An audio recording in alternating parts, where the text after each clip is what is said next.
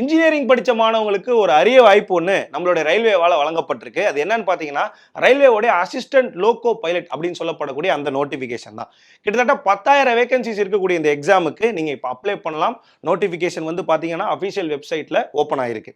இதை அப்ளை பண்ணுறதுக்கான ஃபீஸ் தான் வந்து இந்த வீடியோவில் நம்ம பார்க்க போகிறோம். ஏற்கனவே இதை பற்றின நிறைய டீட்டெயில்ஸை நம்ம ஷார்ட்ஸில் அப்லோட் பண்ணியிருக்கோம். அப்ளை பண்ணுறதுக்கான ஃபீஸ் எவ்வளோ அப்படின்னு பார்த்தீங்கன்னா, அன்ரிசர்வ்டு கேண்டிடேட் மற்றும் ஓபிசி கேண்டிடேட்டுக்கு எடுத்துக்கிட்டீங்க அப்படின்னா ரூ. 500 அப்படிங்கிறது ஃபீஸ்.